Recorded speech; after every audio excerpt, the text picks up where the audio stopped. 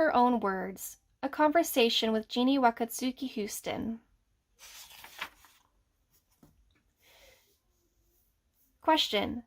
You wrote Farewell to Manzanar more than 30 years ago. Have your expectations about how the book will be received by children changed since then? Answer. Our intention from the outset was to reach a wide reading audience, hopefully from young adult through university age, as well as the average adult reader. Though we did not conceive Farewell to Manzanar as a children's book, we're extremely gratified to see how it has been received by younger readers. Meanwhile, judging by the letters we received, it continues to be read by readers of all ages. Question. How does it feel to know what your life story has been taught as a history lesson in classrooms for more than 30 years? Answer. Amazing! It still astonishes me to think that my life story and my family's story are being taught as history.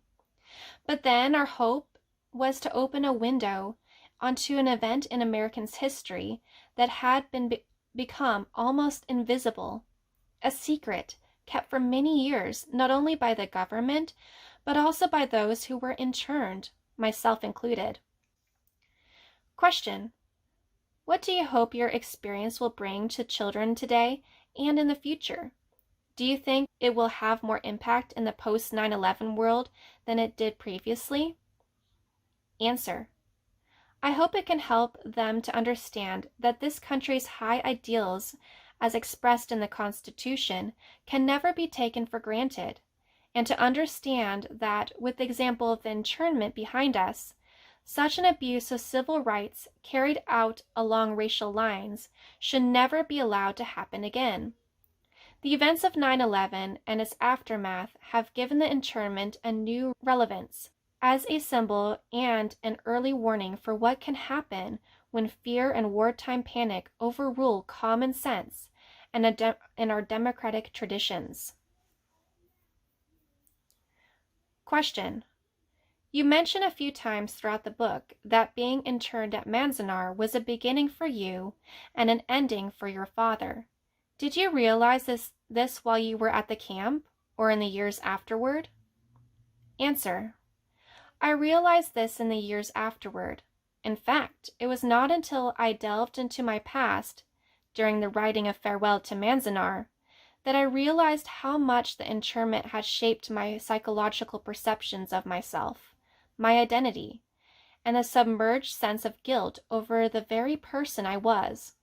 As a mature adult looking back, I then understood how hard it must have been for my father, after living in this country for 37 years, after choosing America and raising his family here. The internment must have been the final insult from his adopted country as an Asian man. Question. What began for you at the camp, and how has it affected the rest of your life? How did you explain this beginning to your children when describing your experience to them? Answer. What began for me at Manzanar is not easy to summarize. It is really the subject of the book we wrote. It has to do with the shaping of an inner psychology that for many years I did not see or understand, and finally was able to put behind me, hence the use of farewell in the title, and in the process gain another kind of strength and self-knowledge. For the entire Japanese American community, the internment period continues to be a defining episode through which we have gradually come to define ourselves individually and also our various relationships to America, to American history. Question.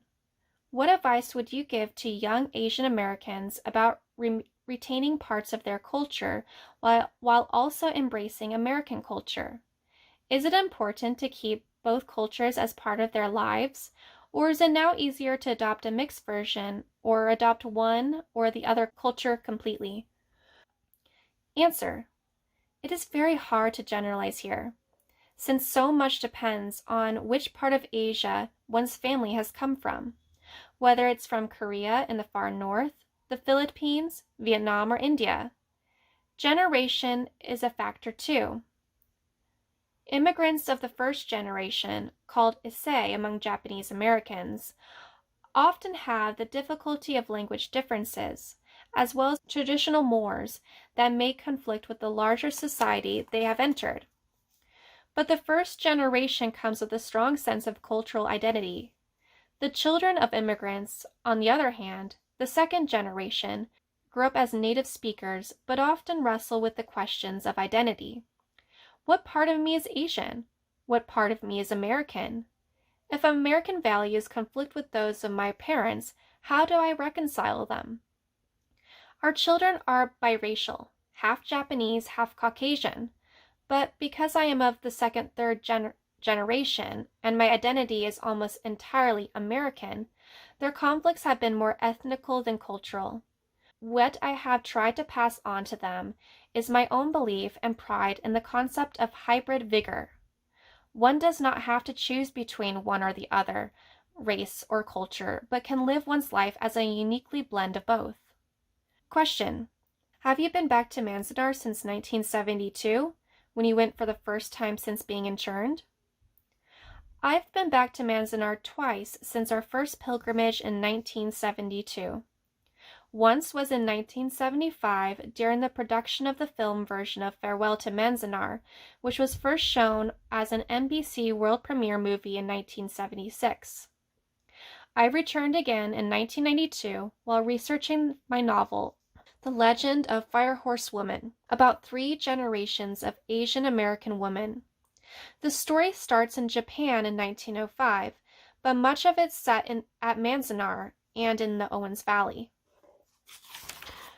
Question: how did other family members handle the conflict between the effort to uphold traditional Japanese values and the attempt to acclimate to American society? How did their experiences influence you? Answer: except for 2 sisters who married into traditional families, most of my siblings grew up American. Since I was the youngest of 10 children, their experiences did not influence me as much, at least in my early years, as the values and expectations of my father. He was born in Japan and would have liked me to be a more traditional Japanese female, such as he remembers from pre-war Japan: quiet, graceful, submissive, serving. After World War II, however, everything changed. Having been accused of being potentially disloyal to the United States, every family who'd been interned began working overtime to appear as American as possible. In more recent times, of course, things have changed. In a nation of ever-expanding cultural diversity, Americans of many backgrounds now celebrate their histories and traditions. In our town here in Northern California, one of the most popular annual events is the Obon Festival, replete with several dances, colorful kimonos, and the sounds of the shakuhachi flute.